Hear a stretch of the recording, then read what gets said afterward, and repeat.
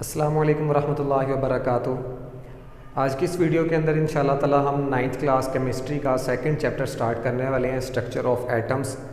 और ये इस चैप्टर का फर्स्ट लेक्चर होगा। इसके अंदर इंशाल्लाह ताला हम स्ट्रक्चर ऑफ एटम्स का इंट्रोडक्शन पढ़ेंगे, जिसके अंदर हमें कुछ साइंटिस्ट के नेम्स और उनके कारनामे पता लगेंगे कि उन्होंने क्या क्या एटॉमिक मॉडल्स या थ्योरीज पेश की हुई हैं।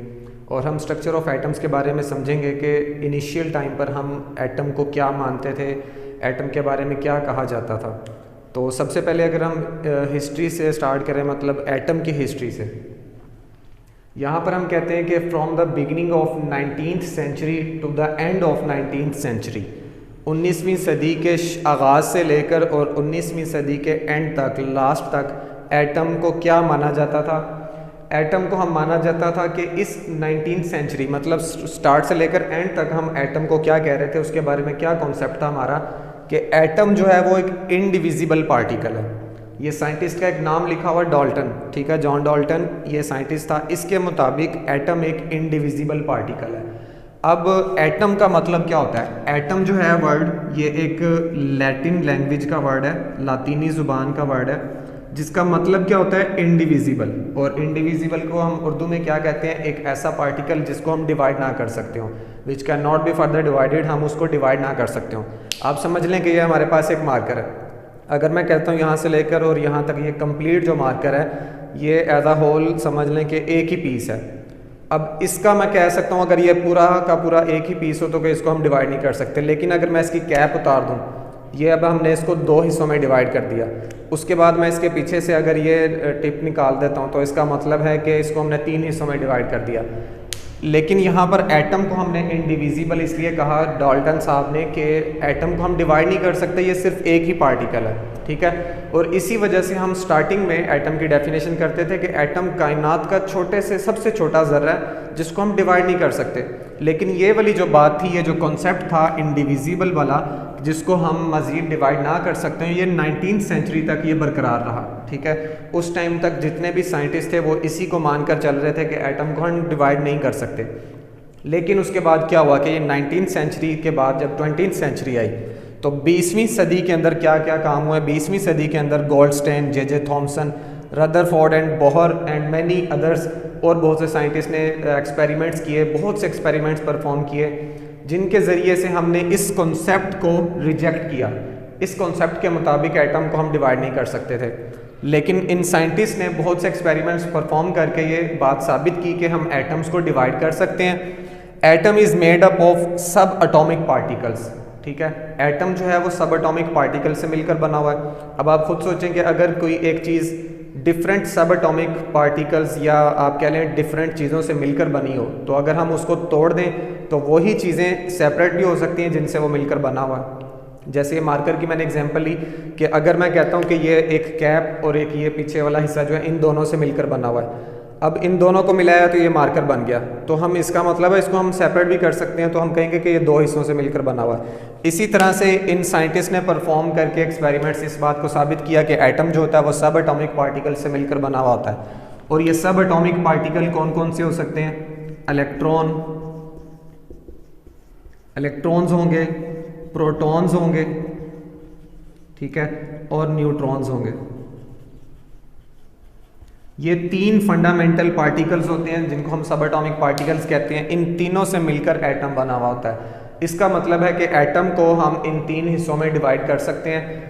डिवाइड करने का मतलब ये नहीं है कि हमने उसको तोड़ना है या उसको काटना है, ऐसा नहीं है, हम उसकी डिवीजन कर रहे हैं। इससे पहले जो कॉन्सेप्ट था वो ये कहते थे डाल्टन साहब कि एटम जो है वो एक डेंस हार्ड पार्टिकल है जिसको हम डिवाइड नहीं कर सकते। जैसा आपने वो पत्थर देखे होंगे, गोल पत्थर होते हैं जिनको हम पहाड़ी पत्थर कहते हैं, वो अगर आप देखें तो वो बाहर से भी गोल है, अंदर से भी गोल, अंदर से भी वही चीज़ है जो बाहर उसके चीज़ है। अगर हम उसको तोड़ते हैं तो अंदर से भी सेम टू सेम वही चीज़ निकलती है। डाल्टन साहब के मुताबिक सेम टू सेम ऐसे ही था। डाल्टन साहब कहते थे कि एटम जो है ये एक हार्ड और डेंस पार्टिकल है जिसको हम डिवाइड नहीं कर सकते, ठीक है। लेकिन इन साइंटिस्ट के एक्सपेरिमेंट्स ने ये बात साबित की कि हम इसको डिवाइड कर सकते हैं। ये तीन सब एटॉमिक पार्टिकल्स हैं एटम्स के। अच्छा, अब यहाँ पर इनकी डेट लिखी हुई है। गोल्डस्टेन ने 1886 के अंदर प्रोटॉन्स को डिस्कवर किए। एटम के अंदर न्यूक्लियस होता है और न्यूक्लियस के अंदर उसने प्रोटॉन्स को डिस्कवर किया, पॉजिटिवली चार्ज्ड पार्टिकल्स। फिर जे थॉमसन ने 1897 के अंदर इलेक्ट्रॉन्स डिस्कवर किए जो कि नेगेटिवली चार्ज पार्टिकल थे, ठीक है। न्यूट्रॉन अभी तक डिस्कवर नहीं हुआ था। क्यों नहीं डिस्कवर हुआ था? क्योंकि उसके ऊपर कोई चार्ज नहीं होता, वो न्यूट्रल होता है। ये तो पॉजिटिव और नेगेटिव चार्जेस की वजह से डिटेक्टर्स में भी आ जाते हैं और चार्जेस का पता लग जाता है, लेकिन क्योंकि वो न्यूट्रल था, कोई चार्ज नहीं था, इसलिए वो हम उसको ईजिली डिटेक्ट नहीं कर पाए उस टाइम। अच्छा जी, अब जे थॉमसन जो है, इन्होंने जब इलेक्ट्रॉन डिस्कवर किया है जो कि नेगेटिवली चार्ज पार्टिकल थे, तो इस बेस पर इन्होंने एक थ्योरी पेश की है, प्लम पुडिंग थ्योरी जिसको कहा जाता है। इस थ्योरी के मुताबिक हम समझते हैं कि प्लम पुडिंग थ्योरी के मुताबिक जे थॉमसन हमें क्या बताना चाह रहे थे। मैं अब यहाँ पर इसको कर लेता हूँ। जे थॉमसन के मुताबिक, प्लम पुडिंग थ्योरी के मुताबिक हम क्या कहते हैं कि ये कहते हैं कि एटम जो है वो एक स्फेरिकल शेप है, गोल शेप का है, और इसके ऊपर पॉजिटिव चार्जेस हैं। एटम यानी कि एज अ होल एक स्फेरिकल है और इसके ऊपर पॉजिटिव चार्जेस हैं, क्रॉस नहीं, पॉजिटिव चार्जेस, ठीक है। ये सारे के सारे एटम पर पॉजिटिव चार्जेस हैं, और इलेक्ट्रॉन्स जो हैं वो इसके जो ये स्फेरिकल शेप का हमने एटम बनाया, ये एक एटम है, इसके ऊपर पॉजिटिव चार्ज है सब पूरे के ऊपर, और इलेक्ट्रॉन्स इसके अंदर कहीं कहीं पर एम्बेडेड हैं, ठीक है। जैसे कि समझ लें कि अड़े हुए हैं कहीं पर, किसी किसी जगह पर। या आप एग्जांपल ऐसे समझ सकते हैं जैसे कि वाटरमेलन होता है, वाटरमेलन गोल होता है। अब आप ये समझ लें कि एक वाटरमेलन है और पूरे के पूरे वाटरमेलन पर पॉजिटिव चार्ज है, और उसके अंदर जो बीज हैं वो कहीं कहीं पर बीज होते हैं, सारे के सारे वाटरमेलन में नहीं होते। तो जहाँ जहाँ वो बीज होंगे आप समझ लो कि उनके जो बीज हैं वो क्या हैं, इलेक्ट्रॉन्स हैं, नेगेटिवली चार्ज पार्टिकल। इसको कहते हैं प्लम पुडिंग थ्योरी। इस थ्योरी के मुताबिक एटम जो था वो अभी भी एक डेंस और हार्ड पार्टिकल है, स्फेरिकल शेप है, उस पर पॉजिटिव चार्ज है, और इलेक्ट्रॉन्स जो हैं वो उसके अंदर कहीं कहीं पर मौजूद हैं। जहाँ जहाँ मौजूद होगे आप कह लोगे कि इलेक्ट्रॉन वहाँ पर नेगेटिवली चार्ज पार्टिकल्स मौजूद हैं उस जगह पर, ठीक है। लेकिन बाद में अब ये हमने रदरफोर्ड एंड बोहर जो मॉडल आगे हम पढ़ेंगे इंशाल्लाह ताला नेक्स्ट लेक्चर्स के अंदर, इन दोनों ने इस थ्योरी को भी रिजेक्ट किया कि ऐसा नहीं है, इलेक्ट्रॉन्स कहीं कहीं पर मौजूद नहीं है, ये जुड़े हुए नहीं है कहीं पर। जैसे कि लड्डू के ऊपर तिल होते हैं, लड्डू गोल होता है, उसके ऊपर तिल कहीं कहीं पर होते हैं, वाटरमेलन है, ठीक है। इस तरह से इन्होंने ये पेश किया था प्लम पुडिंग थ्योरी को, लेकिन इन दोनों साइंटिस्ट ने आकर इस थ्योरी को भी रिजेक्ट किया कि इलेक्ट्रॉन्स जो है वो रिवॉल्व कर रहे हैं, एक्चुअली वो कहीं कहीं पर इम्बेडेड नहीं है, वो रिवॉल्व कर रहे हैं। ये हम इंशाल्लाह ताला नेक्स्ट लेक्चर्स के अंदर पढ़ेंगे। अभी जो आपका इंट्रोडक्शन था एटम का, स्टार्टिंग में ये था हमारे पास कि एटम्स जो हैं वो एक इंडिविजिबल पार्टिकल है, डिवाइड नहीं हो सकता। उसके बाद 20वीं सेंचुरी के अंदर साइंटिस्ट ने एक्सपेरिमेंट्स परफॉर्म करके हमें बताया कि एटम को हम डिवाइड कर सकते हैं, ठीक है। तो जो ये एटम की डेफिनेशन पहले बनती थी, एटम का मतलब जो है ना, ये वर्ड लैटिन लैंग्वेज का मतलब है एटम। इस एटम का मतलब अभी भी यही है कि हम इसको डिवाइड नहीं कर सकते। इसका अगर आप ट्रांसलेट करेंगे तो एटम की ट्रांसलेशन यही बनती है, एक ऐसा पार्टिकल जिसको डिवाइड नहीं कर सकते। लेकिन एजाज के तौर पर कि यार पहले इसका नाम एटम रखा गया था, तो अब हम इसको नॉन एटम तो नहीं कह सकते या कोई और नाम नहीं रखेंगे। नाम अभी भी वही है, उसका मतलब अभी भी वही है, लेकिन हम डेफिनेशन हमने उसकी चेंज कर दी। पहले ये होती थी डेफिनेशन कि एटम एक ऐसा पार्टिकल है छोटे से छोटा जिसको हम डिवाइड ना कर सकते हो।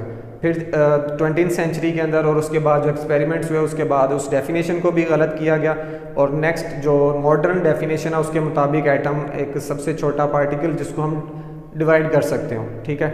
बहरहाल और भी बहुत सी डेफिनेशंस हैं। अभी फ़िलहाल आप इतना ही समझ लें कि हमने हिस्ट्री के अंदर और उसके इंट्रोडक्शन के अंदर स्ट्रक्चर ऑफ एटम्स, ये सारी चीज़ें हमें पता होनी चाहिए। साइंटिस्ट के नेम और उनका पता होना चाहिए। ये जो गोल्डस्टाइन, जे थॉमसन है, इनका आपसे प्रोटॉन और इलेक्ट्रॉन की जो डिस्कवरी है, ये MCQs में क्वेश्चन आ सकता है। उसके बाद प्लम पुडिंग थ्योरी है, ये आपको शॉर्ट क्वेश्चन आ सकता है, ठीक है। या ये जितने बाकी चीज़ें थी ये आपको MCQs वगैरह में आ सकते हैं।